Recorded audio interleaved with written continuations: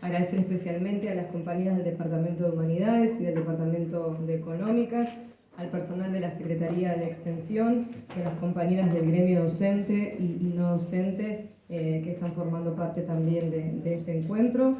Y a toda la gente que ha hecho posible que estemos acá, ¿no? Y por supuesto a este panel de lujo que tenemos acá para que trasladen y compartan con nosotras, nosotros y nosotres la experiencia en instalar en algunas oportunidades las temáticas de género en sus espacios radiofónicos y después este nuevo desafío, no sé si tan nuevo, pero sí un gran desafío que es transversalizar las temáticas de género. Bueno, son muy conocidas, pero por las dudas las voy a presentar por si alguien no las conoce. Nos acompaña la licenciada en Comunicación Social, Lucía García Itzigson, que es periodista, feminista en radio, medios gráficos, audiovisuales, digitales, docente universitaria de grado y posgrado en la Universidad Nacional de La Plata, Universidad Nacional Arturo Jaureche. Actualmente es directora provincial de comunicación del Ministerio de las Mujeres, Políticas de Género y Diversidad Sexual de la provincia de Buenos Aires. También nos acompaña la militante y activista transfeminista, licenciada en Comunicación Social, Carolina Valderrama, con posgrado internacional en Género y Comunicación por el Instituto Nacional de Periodismo José Martí en La Habana, Cuba, con diplomatura de extensión en ESI, extendida por Filo de la Universidad de Buenos Aires, docente en la licenciatura de Periodismo y en la especialización en Comunicación y Derechos Humanos de la Universidad Nacional de Avellaneda, y también docente de la diplomatura en Promoción de Políticas de Género y Abordaje de las Violencias en ATE, FOPECAP y la Universidad de Buenos Aires, ¿no? Y fue conductora también de programas radiales feministas, Mariposas en el Aire, Un Cuarto Propio. Ha sido reconocida en 2 oportunidades con el premio Lola Mora en 2012-2016. Bueno, ellas, las dos, han compartido la experiencia radial y precisamente esto nos van a estar contando hoy. Van a estar hablando de Un Cuarto Propio, colectivo, la radio como experiencia de irreverencia transfeminista. Bueno, y luego, quien también nos acompaña es la escritora y periodista diplomada en Salud y Género y Derechos Humanos, Sandra Míguez, autora del libro Crímenes Menores, recomendadísimo, de Crímenes Menores, Género y Poder Judicial, la trama de una disputa. Sandra es consultora en comunicación, salud y género, productora y conductora del programa Y de repente la noche, que es desde ya más de 10 años que se emite en radios universitarias, alternativas y comunitarias de Entre Ríos. Y bueno, vamos a estar abordando la radio y la transversalización de la perspectiva de género, las voces de la producción a la equidad en los medios. Y ahora sí nos ven, conversación sobre las bases actuales y desafíos en materia de género en las radios. Así que bueno, obviamente va a ser muy interesante y después va a haber algún espacio para que ustedes también puedan acercarles sus inquietudes y compartir sus experiencias. ¿Sí? Primero les vamos a aplaudir por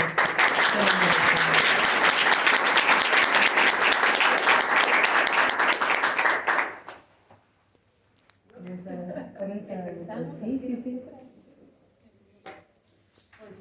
Muy buenas tardes a todas, todos y muchas gracias por estar. Compartir un poco la experiencia alrededor de este programa que hicimos juntas con Caro durante, ahí veíamos 4 o 5 años, ya va a dar más precisiones, en un contexto complejo en lo político, más allá de las cuestiones de la coyuntura, que por supuesto siempre atraviesan cualquier situación. En particular, las agendas de género generan sus resistencias, ¿no? Entonces sostenerlas en determinados contextos se hace un poco más difícil, y la verdad es que este programa fue una iniciativa propia, ¿no? Nuestra, que tenía que ver con 2 cuestiones fundamentalmente. Por un lado, los medios los que trabajábamos. Yo en ese momento estaba en Radio Nacional como columnista de Cintia García en su programa, columnista de género, no me acuerdo, era Cara Lavada se llamaba el programa. Y bueno, Caro estaba en la agencia Telam, y la situación en los medios públicos con el triunfo del macrismo se volvió bastante hostil. Bueno, directamente a nosotros nos echaron, todo el equipo de la García. En Telam también se vivieron situaciones similares, pero además de las circunstancias que nos tocaron en lo personal, hubo todo un corrimiento de las agendas de género, ¿no? O sea, particularmente si nosotros miramos las programaciones de esos años, tanto en la radio como en la televisión, y se podría hacer extensivo a medios gráficos, vamos a ver cómo hay un apagón de las periodistas que trabajan las agendas de género muy notable, ¿no? En algunos casos eran medios comerciales, privados, pero bueno, coincidentemente parece que es una ola como de que estos temas tienen que replegarse en esos contextos. Entonces, bueno, había que inventar algo para mantener esta agenda que es la que nos convoca y nos moviliza hace tanto tiempo. Y ahí surgía paralelamente la experiencia de Infosiberia, un medio digital, un medio que empezó a enviar noticias por WhatsApp diariamente, y a partir de esa iniciativa se empezó a gestar Radio Caput, que era una radio independiente, bueno, de un colectivo de compañeras y compañeros que tenían la suerte de contar con un edificio y con algunos recursos como para iniciar esa experiencia, una radio web, ¿no?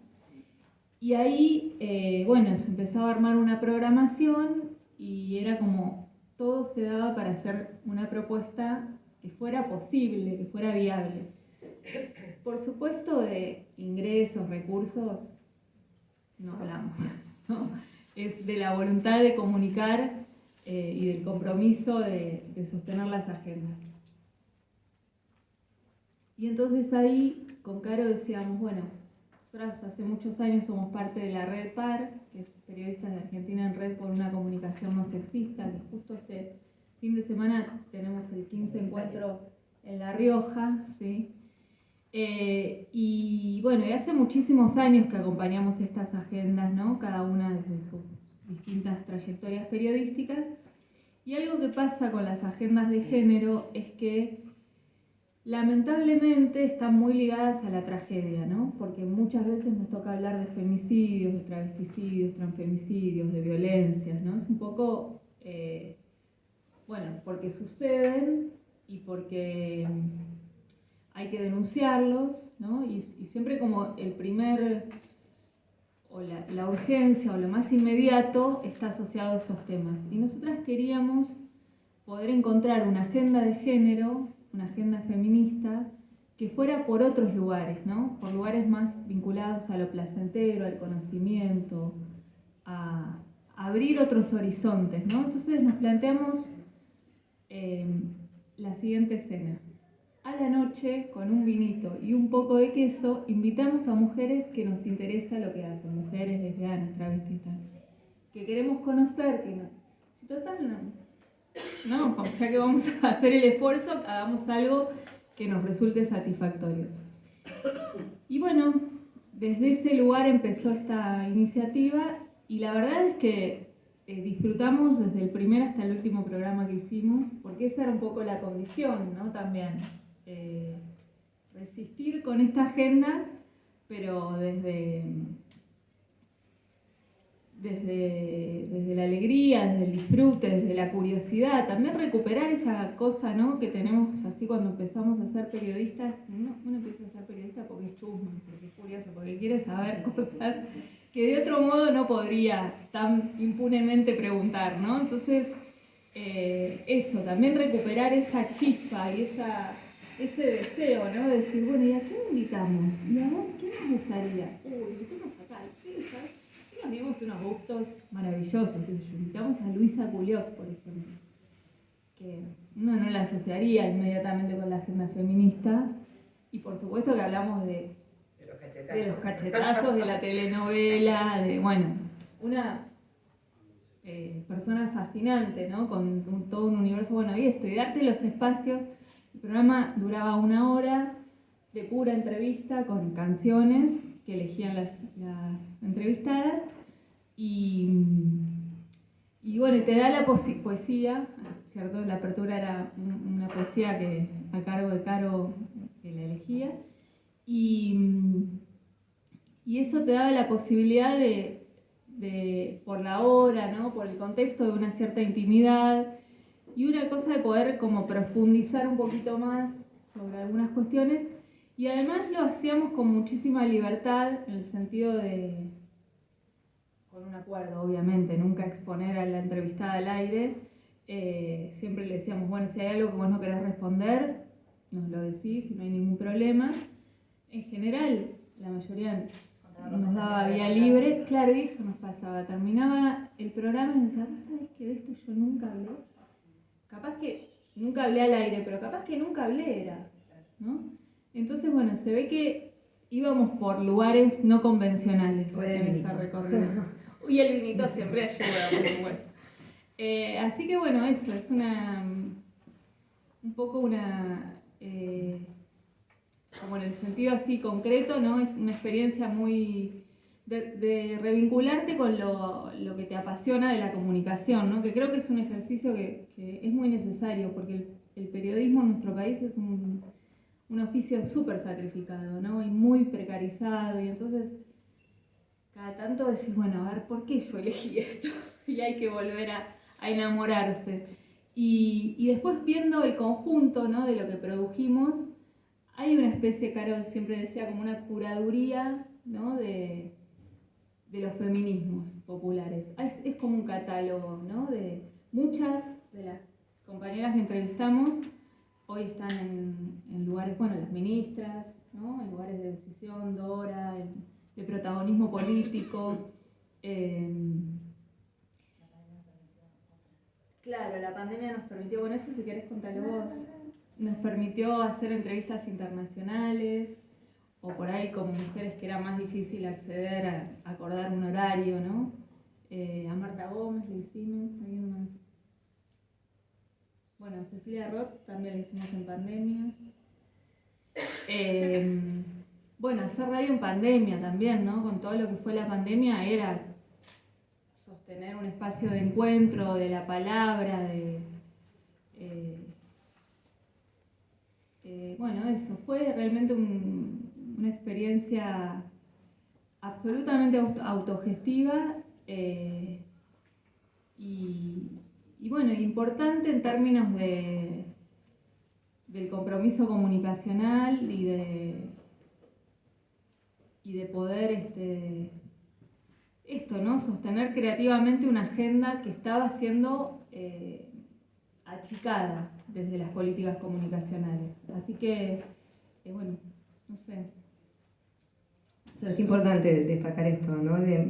Porque también es común ver que en los espacios donde las temáticas de género se empezaron a transversalizar, acá en nuestras radios universitarias también lo hemos visto, muchas veces parte de iniciativas propias, ¿no? Como las de ustedes, de una mujer, un grupo de mujeres o disidencias que empiezan a instalar estos en un espacio, en un cuarto propio, en un programa propio, con la fuerza de voluntad, ¿no? Y de convocar y después nutrir las agendas también de producción, ¿no? De las personas que entrevistaban, de las fuentes de información. En el equipo de la radio, bueno, inquietudes, resonancias, preguntas, ¿no?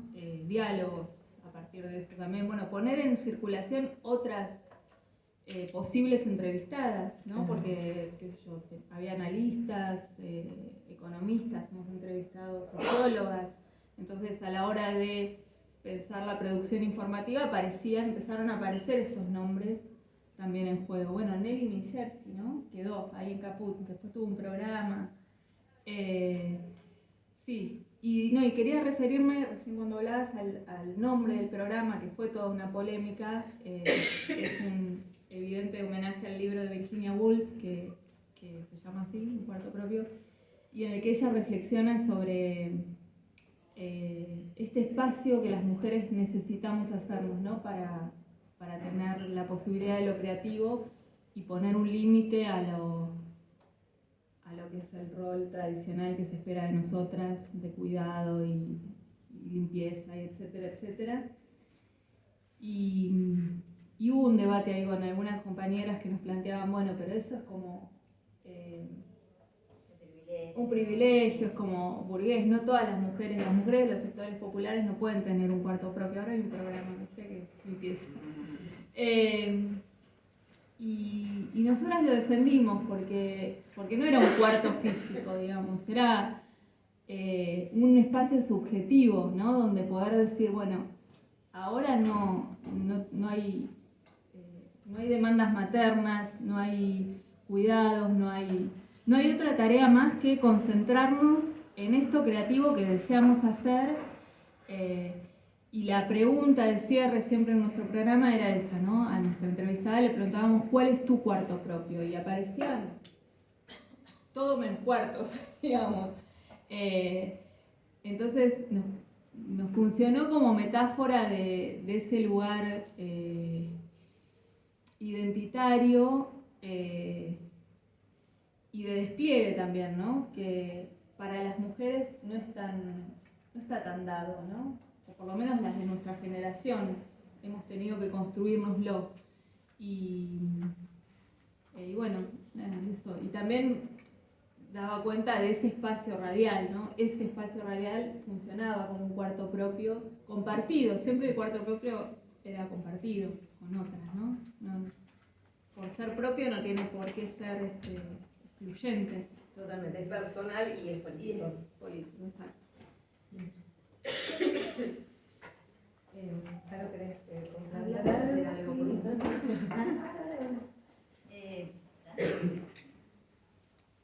Bueno, gracias por la invitación.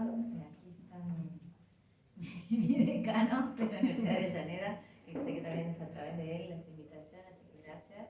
Gracias por estar hoy aquí en esta siesta, para mí es siesta todavía. Lluvia, yo deseo se vuelvo, me quedo, ¿qué hago? Pero bueno, defensora de la siesta, un panel sobre la siesta, algo no tiene que hacer. Cuarto propio para la siesta. Claro. Bueno, yo no suelo escribir nada, suelo improvisar con algunos puntos, pero hoy tenía ganas de escribir algo porque venía pensando en esto cuando nos has invitado hace ya un par de meses, así que venía pensando sobre todo en la transversalización, ¿no? Y a partir de la experiencia, en este caso de llevar adelante un proyecto de un programa de radio, me quedé pensando un par de cosas que, bueno, esto es bastante desordenado, pero voy a ir como leyendo para conversar con ustedes, ¿no? Y aquí con mis compañeras. Pensaba en algunos interrogantes a raíz de pensar la transversalización de la perspectiva de género, sobre todo, bueno, la radio en particular, pero sobre todo también porque es algo que hoy ya no resuena, ¿no? Como que está nombrado, ¿no? Que si bien podemos historizar un poco y decir que en los 90, ¿no? Era algo que más que nada era tomado desde lo gubernamental o desde el sector de las ONG, ¿no? Trabajando en programas, ¿no? Sobre eso. Muchas veces hoy decimos género o transversalización y tenemos como una idea, ¿no? Y a lo mejor no ahondamos mucho de qué se trata, ¿no? Y pensaba en los límites y también de hacer un corte muy caprichoso, que es el 2015 con el Ni Una Menos. Digo caprichoso porque quienes tenemos, yo 50, ¿no? No sé cuánto tendrán ustedes. Tenemos un recorrido anterior en donde sabemos que no fue de la nada que sucedió lo que sucedió aquel 3 de junio del 2015 pero que ahí hubo una resonancia en ese cotidiano que tal vez no sabíamos qué significaba en ese momento, ¿no? Ahí, en esa masividad que fue alucinante y creo que apabullante también, ¿no? Pero que entiendo que hubo un desplazamiento, ¿no? de esta idea de la interpretación, digamos, académica. En todo caso, y capaz que el fenómeno más importante hasta ese momento de masividad lo conocíamos quienes íbamos a los encuentros en ese momento nacionales, ¿no? De mujeres. Y creo que a partir de ese Ni Una Menos hubo tal vez un inicio de un bollamiento desde academia, territorio, no en los términos programáticos que en general las universidades usan para la extensión universitaria, ¿no? Sino digo en esto de como de salir del closet de que somos militantes, ¿no? Voy a poner feministas, ¿no? De que somos militantes, ¿no? Como salir del closet y como una oportunidad para ser lo que somos, no compartimentadamente, sino como para ir de alguna manera despallamando nuestras distintas identidades o nuestros distintos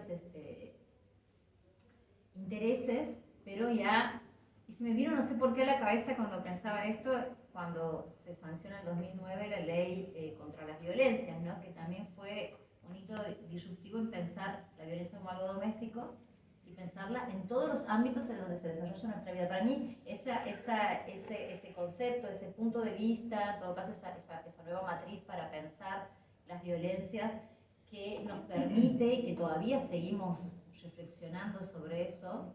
De hecho, las últimas modificaciones con lo que es violencia política y violencia en el ámbito público, ¿se llama? Sí, pero tiene un nombre, ahora no, en el espacio público, que sería la modalidad sería el acoso callejero. La ley de protección integral. Exacto. Cómo seguimos pensando, pero cómo esa idea incorporarlo digital, la violencia exacto. Digital. Y cómo, pero pensarlo desde una integralidad nos permitió también desplegar, en todo caso, eso que nos pasaba primero o que teníamos de manera individual, a un ámbito de politización colectiva y a un ámbito de institucionalización. Entonces mi pregunta sería, ¿cuáles son esos límites y qué le pedimos a la transversalización también, ¿no? Per se. Y ahí, en esto que decía Lucía de las agendas, como también hemos visto el corrimiento de las agendas, no solamente centrada en este caso en los femicidios, como la violencia extrema, y los transfemicidios, los crímenes llamados de odio, sino también cómo empezamos a discutir desde qué comemos, en qué ambiente desarrollamos nuestra vida también, ¿no? Empezamos a traer agendas que tal vez parecían como más lejanas, sobre todo, y siempre voy a decir que estoy hablando de, vivo en Capital Federal, por más que sea de Santiago del Estero, hace un montón de años, mi vida transcurre en el ámbito urbano, ¿no? Entonces, ha habido, sí, un desplazamiento, y ahí estaba viendo unos manualcitos, unas publicaciones de la primera parte de los 2000, sobre todo reflexiones gubernamentales sobre la transversalización, y medio que robé, pero bueno, no es robar, ¿no? Es tomar y volver lo propio, pero igual hago cita para saber dónde volver a buscar. Y ponía esto de que tal vez pensar la transversalización de la perspectiva de género como una transformación de la propia textura, en este caso de las radios, en pos de reducir las desigualdades, pero haciendo foco en la reproducción estructural de la desigualdad de género para transformarlo. Digo, cuando decimos vamos a incorporar, esto me pregunto, ¿no? La transversalización, vamos a hacer una transversalización de la perspectiva de género, no sé si sabemos bien qué estamos diciendo, si es incorporar una materia, una columna, ¿no? Un texto, una secretaría, una dirección, o si es pensar, digamos, como herramienta para hacer visibles las desigualdades, pero hacer con eso una transformación, pero que interpela institucionalmente de manera integral, ¿no? Porque digo, cuando abrimos algo de esto, por supuesto que aparecen las incomodidades que se transforman en denuncias, tenemos los profesores, tenemos, ¿no?, tantas cuestiones que van apareciendo, y eso creo que de alguna manera estalla de sentido y permite otras cosas que solamente la denominación de vamos a hacer algo por las chicas o las diversidades, ¿no? Porque esto, no sé si a ustedes les pasa, o si tienen experiencias, en este caso de programas y demás, qué cosa deviene cuando empezamos a estallar ese corset, ¿no? De alguna manera, porque a veces se deviene la perspectiva de género un propio corset, ¿no? Entonces mi pregunta es, en todo caso, por cómo hacemos para este programa que tiene determinado contenido, determinado perfil, como contaba recién Lucía, el maestro en este caso, que decimos, bueno, y también una cosa que nos has dicho, y que también hemos inventado ese espacio para pasar tiempo juntas, porque también, digo, Lucía volvió a La Plata, o Ibe venía, y no sé qué, entonces que también era para pasar tiempo, claro, para pasar tiempo, también era una excusa para pasar tiempo juntas. Entonces digo, tenemos ese contenido, ese perfil del programa, el programa que tiene una grilla, que tiene una radio, que esa radio tiene determinadas características y que a la vez esa radio puede estar en una universidad, puede ser un espacio de resistencia comunicacional como fue Infosiberia en ese momento, y después la Radio Caput, que fue, digamos, la radio que derivó de esa agencia de noticias, por decirlo, por WhatsApp, que fue muy novedosa y súper interesante lo que fue promoviendo. Y también ese medio en qué lugar está, ¿no? en qué contexto, de qué región, de qué lugar, ¿no? En este caso es muy importante hacer la salvedad que fue posterior, fue antes de los despidos de Telo, fue en el 2017, los despidos masivos fueron en 2018, pero ya había habido, esto que decía Lucio, un gran apagón, porque había habido un montón, sabrán ustedes, porque seguramente habrán formado parte también, capaz, aquí veo a mis compañeras allá, de vaciamiento también de las posibilidades de medios llamados entre comillas alternativos, ¿no? O gestionados colectivamente, ¿no? Medios populares gestionados colectivamente, con las mínimas pautas y más restringidas, y aparte también con la precarización, como ya dijo Lucía, de nuestra profesión, ¿no? Y que ahí sabemos que nunca podemos romper el techo del 30% de, en este caso voy a decir mujeres, en los medios de comunicación, ¿no? De hecho, ahora todavía se está pidiendo para que se pueda reglamentar la ley de equidad en los medios, ¿no? Entonces, decía... bueno, y otra cosa, a veces también pensaba, hay una buena voluntad de los espacios donde estamos, que son espacios, podemos llamarle amigables, aliados, compañeros, progresistas, populares, pero también a veces, digamos, terminamos reducidas al 8 de marzo, al 3 de junio, al efemérides, ¿no? Al 25 de noviembre, entonces como lo políticamente correcto, que bueno, no vamos a discutirlo eso, pero también, ¿no? O a la cobertura especial, ¿no? Entonces, cosas que seguramente son necesarias para pensar otras dimensiones, pero no creo en los términos ni lineales ni graduales, ¿no? Creo que también estamos en un momento en que hay una posibilidad de pensar, no sé, como esa figura del mosaicismo, ¿no? O sea, ya...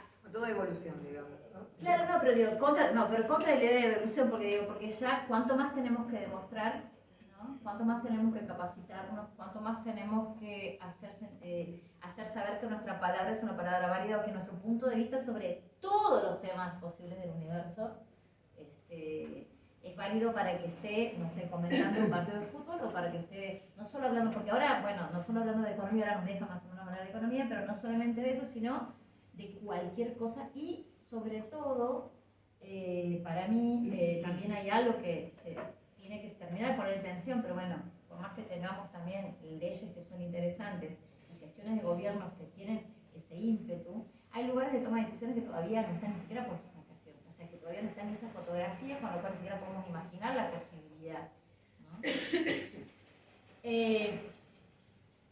Y ahí, hablando de condición de posibilidad, creo que otro elemento de este último tiempo ha sido la puesta en marcha posterior, por supuesto, con la gestión de Fabiana Túñez, de la ley Micaela, ¿no? Creo que esta ley, si bien no es que tiene que estar en todos los ámbitos, porque si no sería como, creo que perderle la potencia, pero que creo que es algo súper novedoso pensar que el propio Estado obra de manera objetiva y tiene una intencionalidad bien clara de transformar o dar esas discusiones a sus efectores, ¿no? Nosotros somos trabajadoras estatales, pensar en otras identidades, pero bueno, pero dar discusiones. O sea, y siempre pienso, ¿no? A veces es interesante pensar cómo podemos cruzar, o podemos estar en muchos espacios de activismo, pero bueno, el mundo que también es real, digamos, ese otro mundo que nos cruzamos cuando vamos a hacer un trámite, bueno, ahora muchas cosas son online, pero igualmente cuando vamos a hacer un trámite, cuando vamos a la universidad para que nos inscriban, cuando, no sé, vamos a hacer una gestión de algo, bueno, son personas que tal vez estas discusiones no las tienen mediadas por los dispositivos de los medios de comunicación en todo caso, o por el dispositivo de la educación, ¿no? Y bien sabemos que hacernos la pregunta por pensar una transversalización de la perspectiva de género es de alguna manera descolonizar nuestra mirada de la cis heteronorma, digamos, ¿no? Y pensando en la cis heteronorma en el sentido que tiene nuestra ley de identidad de género, o sea, no la linealidad sexo, género, deseo, sino de la manera, y tomando aquí la idea de Bartrell, de leer el mundo, ¿no? De la legibilidad que tenemos cuando salimos a actuar en el mundo, y que eso nos opera claramente en nuestra comprensión de la realidad. Entonces, ¿qué pasa cuando de repente, y esto no sé, a mí me pasa, de hecho la ley me quedé en la universidad, la ley me quedé en mi otro trabajo en presidencia, y veo los comentarios de los foros, bueno, y es interesante ver las preguntas que son como muy, que por ahí nos podrán parecer, no sé, si alguien de aquí solía ir a los encuentros en el taller de despenalización del aborto. ¿Se acuerdan que al principio, después de muchas discusiones, hay que decir, bueno, estamos de acuerdo que el piso para discutir es que estamos a favor de la despenalización? Porque si no, siempre parecía como comenzar de nuevo, ¿no? Volver para atrás. Bueno, entonces a mí me da la sensación de que la oportunidad que tenemos ahora, en este caso tomo la ley Micaela como un ejemplo de una herramienta, que es para dar esas conversaciones, en todo caso, que parecen recontra obvias, pero como que estamos en ese momento. A veces como que pedimos un montón o ponemos una expectativa súper grande en la transversalización, como fuese una entelequia, pero hoy en día, o sea, tenemos compañeros de, no sé, en el ámbito por ejemplo, de la oficina donde trabajo, bueno, que están en distintas áreas y que hay discusiones que no, o preguntas que no están planteadas desde el vamos, ¿no? Y que también lo que a veces aparece en los medios de comunicación como narrativa, digamos, todavía es esa construcción de una otredad que viene a robar un recurso. ¿Ustedes se acuerdan? Todo esto en pandemia, ¿dónde se gasta el ministerio? ¿No? Sí, sobre todo con el presupuesto, claro. Entonces digo, creo que ahí tenemos todavía un recontra desafío para dar las discusiones, pero no solamente para el afuera. Yo creo que hay algo que esto es absolutamente subjetivo y de mi vida súper, de lo que transito, ¿no? No tengo ninguna estadística de nada, que no he hecho ninguna encuesta, pero digo, ¿qué pasa en los lugares cuando se activa algo y después no están los dispositivos para contener eso que se active y sobre todo para hacer algo con eso, ¿no? O sea, para dar la discusión hasta la raíz, porque vos abrís ollas, ¿no? Empezás a contar el otro día una estudiante de la Universidad de Avellaneda, que quedó en una materia más género, comunicación y cultura, me contaba, ella es no docente, cuando tomó la ley Micaela, cuando hizo la primera parte, presencial, ahora, una trabajadora de maestranza se animó a contar que había sido llevada a un cuarto por un docente de la casa de estudio y por otro trabajador de maestranza, y que había no había sido abusada específicamente, pero había habido un intento de abuso, ¿no? Entonces digo, o sea, que lejos estamos de un montón de cosas cuando estamos hablando, aparte en nuestro ámbito, que tiene toda una apertura para poder trabajar todo lo que haga falta para trabajar en estos términos, ¿no? Y aún así, entonces, ¿qué hacemos con eso? Tenemos eso y tenemos la materia de género, comunicación y cultura. En el medio, digo, por decir algo, ¿no? Digo, también tenemos discusiones ahora sobre poder armar una liga de materias que tengan perspectiva de género, pero ¿qué pasa con lo otro concreto que pasa cuando habitamos esos espacios, ¿no? Lo mismo cuando tenemos un programa radio en una radio que empieza a desplegarse preguntas y y situaciones de tensión, y que aparecen estas cosas, ¿no? Y que en cierta medida yo no puedo entender, o sea, mi cuestionamiento, digo, no puedo entender la transversalización solo en términos conceptuales o de contenido, ¿sí? O de agenda temática, sino también pensar sí o sí en torno a dónde está ese programa en todo caso y qué pasa en ese ámbito, en ese territorio concreto en donde tenemos estas conversaciones, ¿no? En las transversalizaciones posibles, ¿no? Exacto. No sé si solamente tengo 2 o 3 minutitos más. Sí, para Ok. cerrar. Sí. Entonces ahí, bueno, estas áreas de tensiones.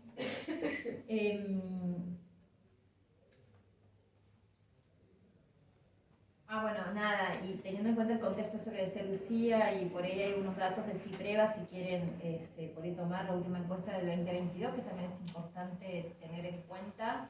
Bueno, Cipreva es el sindicato de prensa de la Ciudad de Buenos Aires, que es Engado, pero bueno, si pensamos que el dato salarial, dice acá, que es preocupante, que casi la mitad de los trabajadores de prensa de Ciudad de Buenos Aires, el 47%, cobró sueldos por debajo de la canasta básica total del INDEC. Y que en la radio eso implicó el 70%, ¿no? 70%, es un montón. Y hay un estudio de la Universidad de Comahue, que me acabo de acordar ahora, que se hizo en pandemia, que el medio que más se escuchó en la pandemia, o sea, que más se consumió en la pandemia, fue la radio, ¿no? Y no la tele como podríamos pensarlo. Por eso digo, pensando que tenemos una gran oportunidad todavía en este lenguaje, digamos, para pensar la transversalización de la perspectiva de género, pero como un hecho, o sea, como una herramienta concreta de transformación, ¿no? Y de interpelación. Exactamente, y de interpelación. Y por último, ayer un poco esto de pensar que tal vez uno de los objetivos podría tener el abordaje transversal de la perspectiva de género en el radio, implica múltiples estrategias para lograr una transformación en la sensibilidad, pero programática, integral, de todo el proyecto comunicacional en el que estemos, ¿no?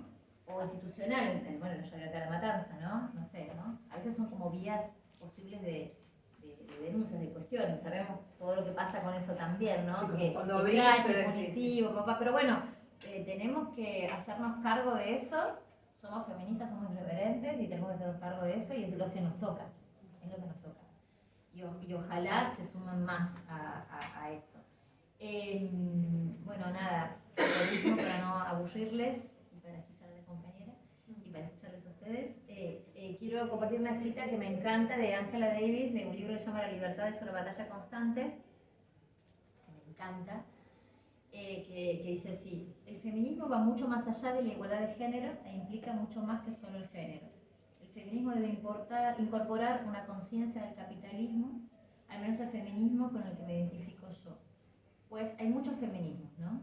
Tiene que incorporar una conciencia del racismo, del colonialismo, de las poscolonialidades, de la capacidad y de más géneros de los que podemos llegar a imaginar, y más sexualidades de las que jamás pensamos que podríamos nombrar.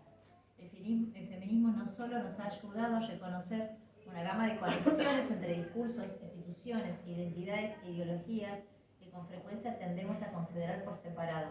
También nos ha ayudado a desarrollar estrategias epistemológicas y organizativas que nos llevan más allá de las categorías mujer y género. Y las metodologías feministas nos incitan a explorar conexiones que no siempre son aparentes, y a evitar contradicciones y a descubrir lo que esas contradicciones tienen de productivo. El feminismo insiste en métodos de pensamiento y acción que nos citan a pensar en conjunto sobre cosas que parecen estar separadas y a separar cosas que naturalmente parecen idénticas.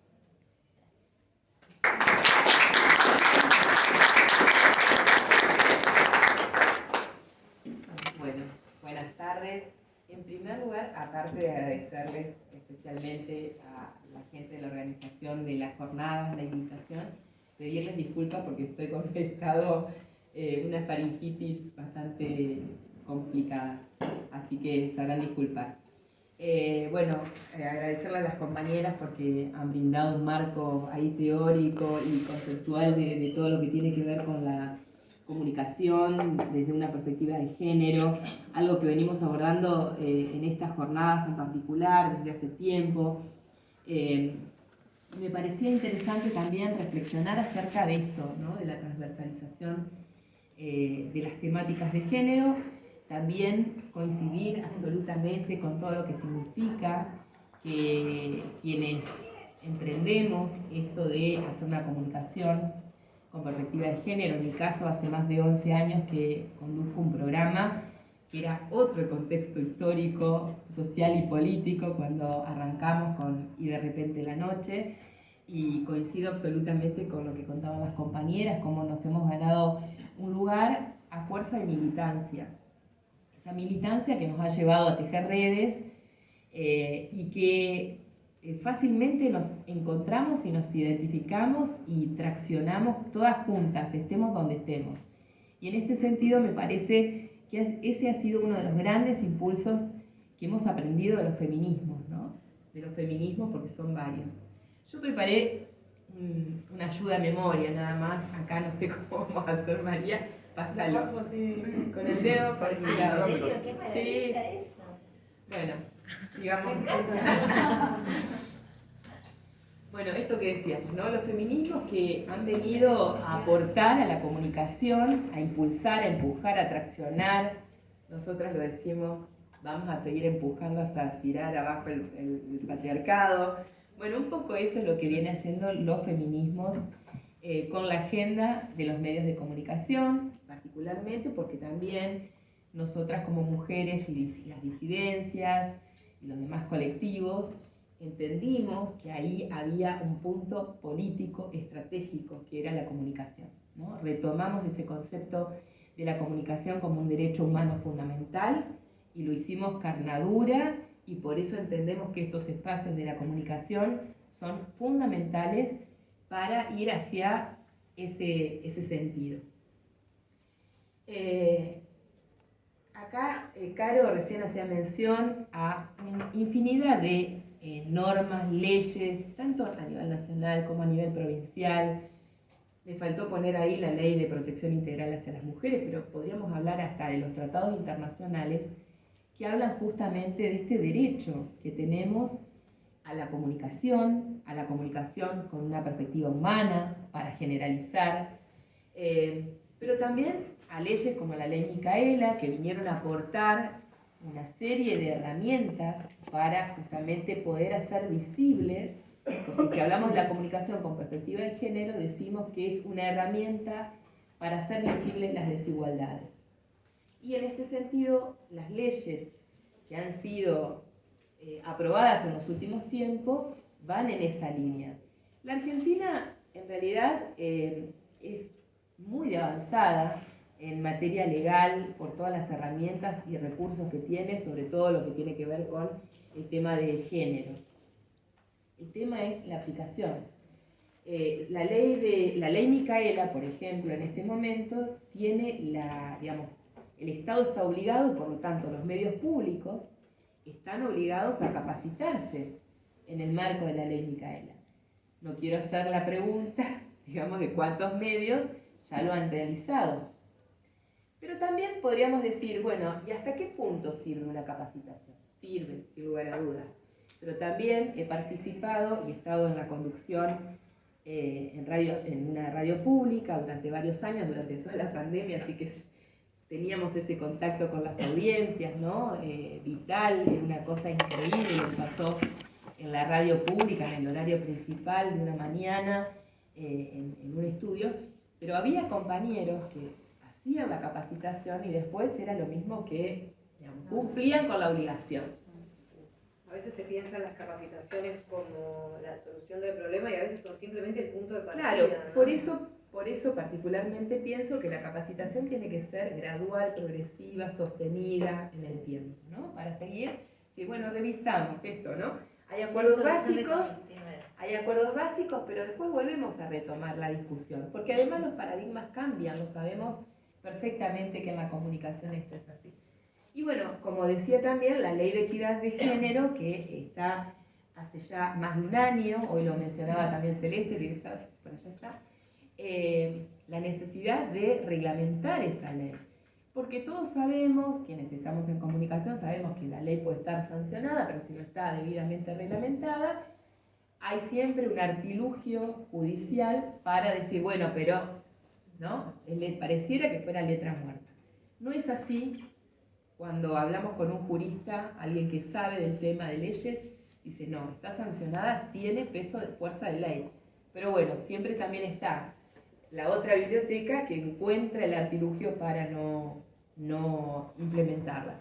Lo cierto es que los datos, ahora sí pasamos al siguiente,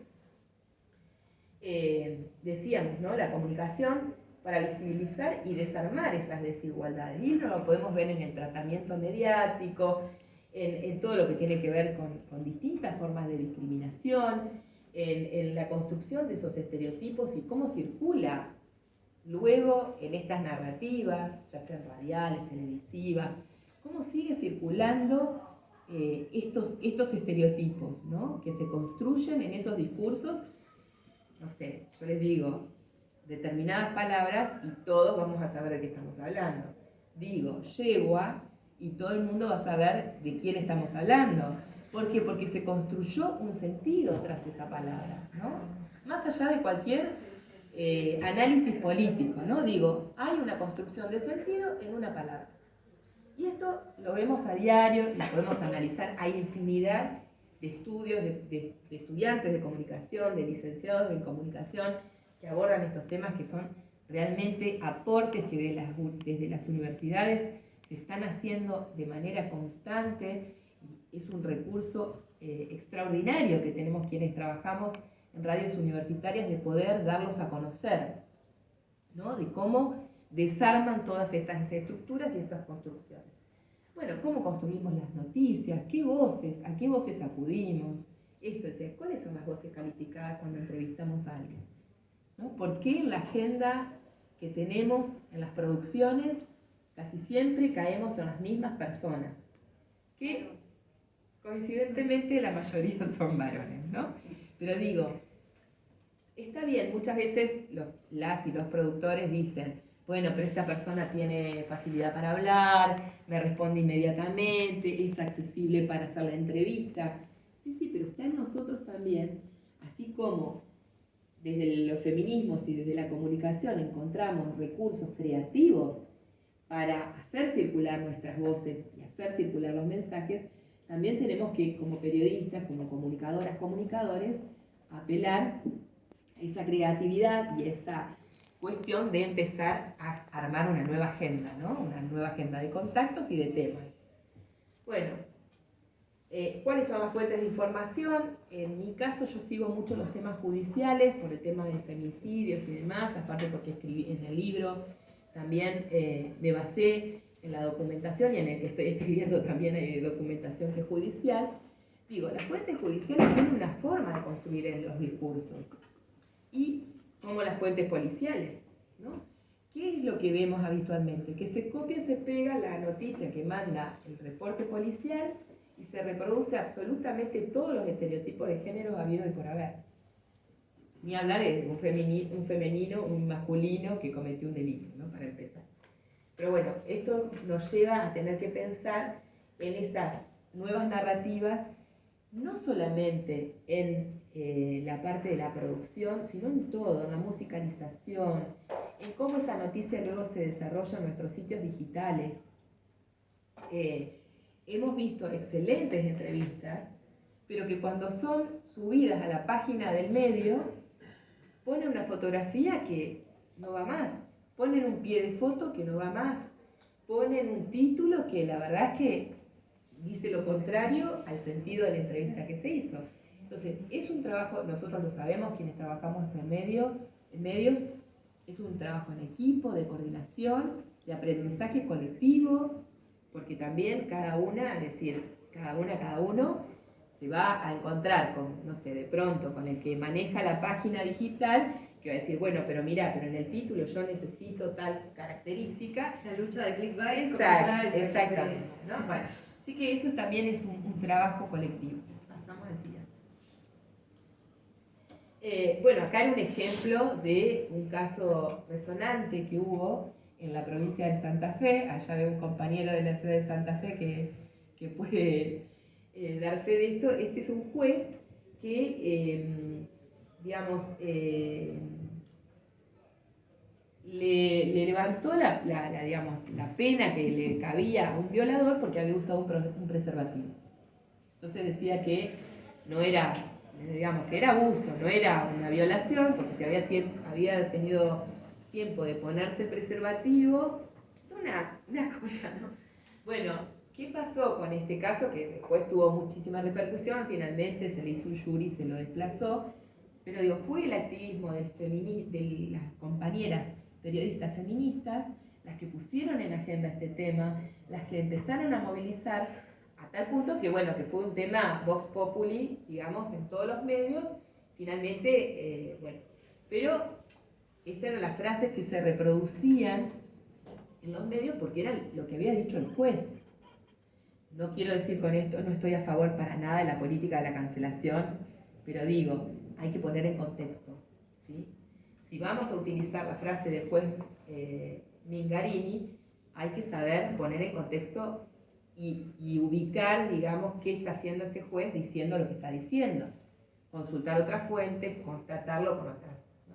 Sí, entender cuando mencionábamos la ley de violencia que instituyó también, dentro de tipos y modalidades, la violencia simbólica y la violencia mediática. Entender que cuando reproducimos esto estamos ejerciendo violencia, que me parece que sí, a veces yo escapa creo, un poco. tengo mis dudas con respecto a eso, porque digo, también tenemos la obligación como periodistas de decir, el juez Mingorini dijo tal cosa. Por eso ahora, contextualizar. hay que contextualizar. Porque si lo dice el juez, lo dice el medio y después lo dice cualquier hijo de vecino. Claro.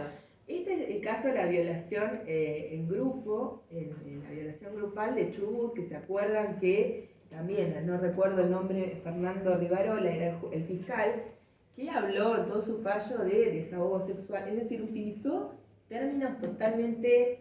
Lo de la manada también. Claro, exacto, este era esa violación grupal, pero él hablaba, era el fiscal, y hablaba de desahogo sexual, abuso deshonesto, lujuriosos manoseos, violación en manada, desfogue sexual, términos que utilizó en su fallo.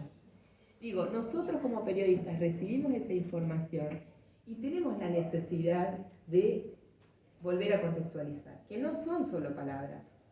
Sabemos, quién más que nosotros sabemos el valor que tienen las palabras, lo que producen las palabras y lo que generan, ¿no? Entonces digo, y estas palabras que circulan en libros de derecho que en la actualidad se utilizan para la formación universitaria, ¿sí?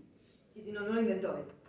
No inventó nada nuevo, lo usó. Intencionalmente. Bueno, traje esos ejemplos nada más, ¿no? ¿Qué significa entonces? Reconocer las violencias para poder, pero no solamente, como decían las compañeras, no solamente entender que el tema de género se trata de hablar de violencia de género, sino que está a lo largo de toda nuestra programación, de toda nuestra grilla. Entonces, sí, por supuesto, visibilizar las violencias, ampliar nuestras agendas y modificar nuestras formas de comunicación, básicamente, ¿no? Para entender estos aspectos. Pero, como decía, el tema de género no tiene que estar hoy por hoy a la altura de las circunstancias y cuando ya hemos tenido experiencia de hacer programas feministas y demás. No es un tema que solamente compete a un programa o a un segmento o a una columna. En buena hora que haya por lo menos una columna de género en nuestros medios. En buena hora que haya, porque a veces ni eso.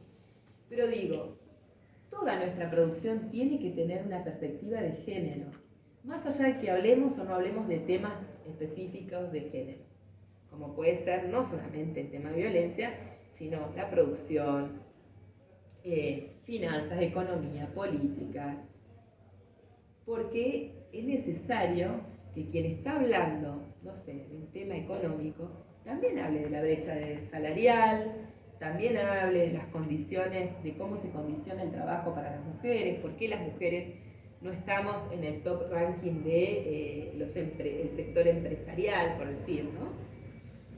Y tener obviamente contenidos que sean inclusivos, equitativos, no discriminatorios y sin sesgo de género en toda la programación. Nos ha pasado muchas veces de que estamos desarrollando muy bien, muy amenamente un tema y demás, y entra uno de los compañeros a hacer una columna y dice una barbaridad, ¿no?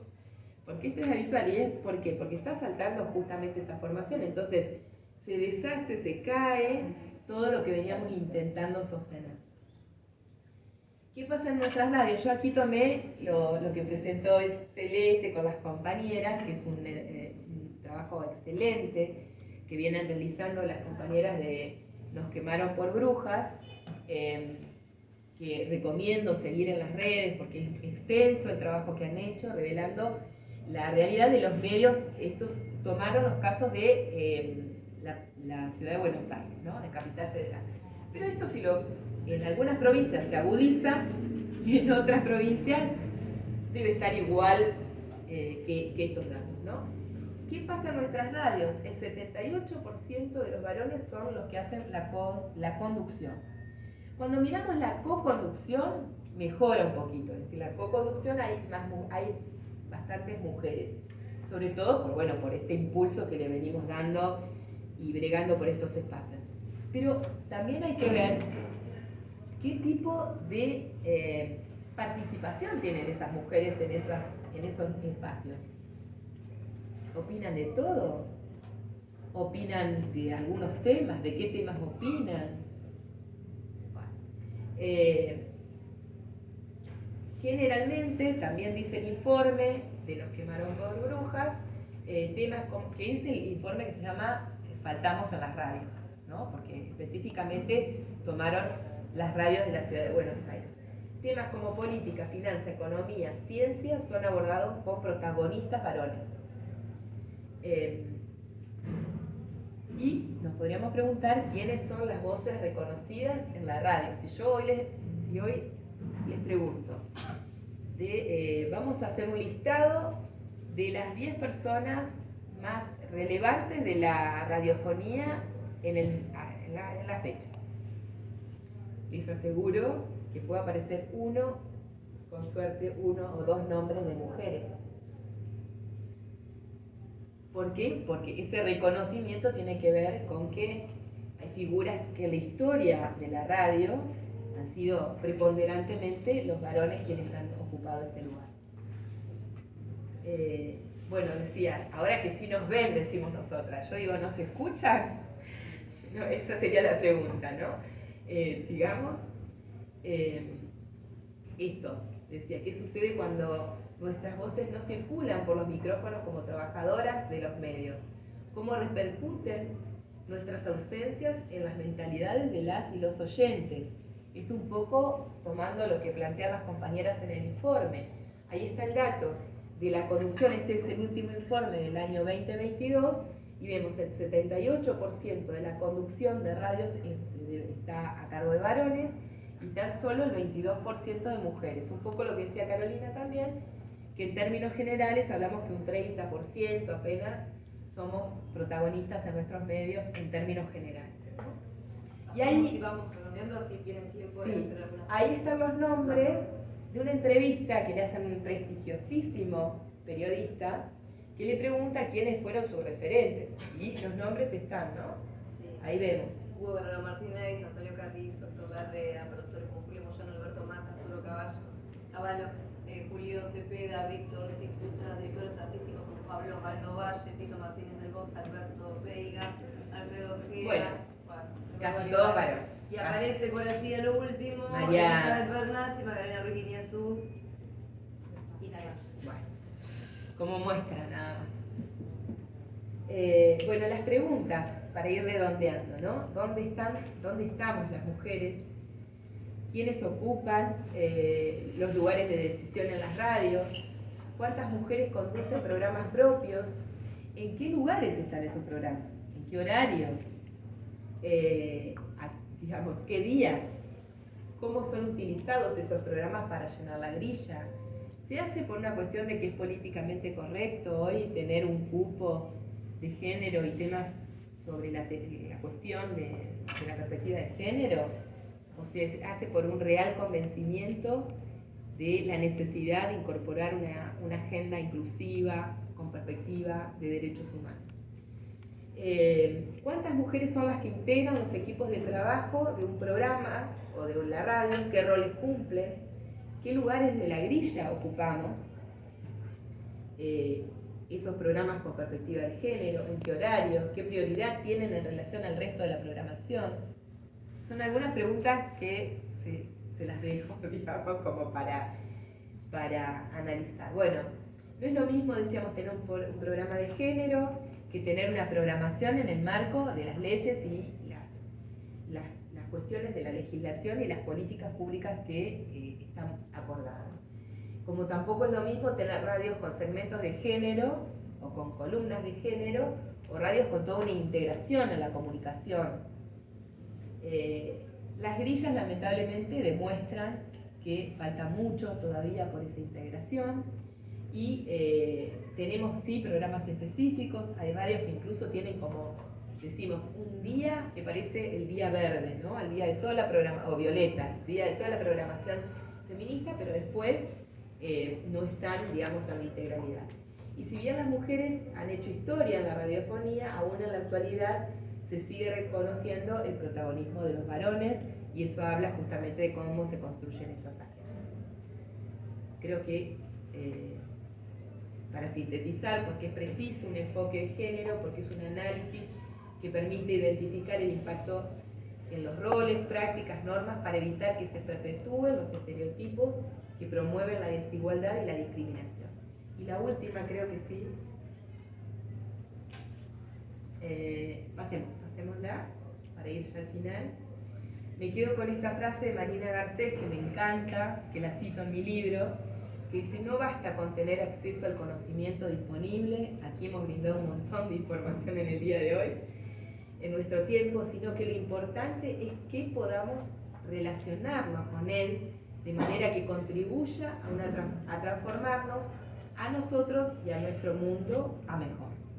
Espero que todo lo que podamos conversar, que hemos conversado y que sigamos conversando, sirva justamente para esa transformación tan necesaria para hacer para tener medios y para tener una comunicación cada vez más humana que no pierda esa perspectiva. Muchas gracias.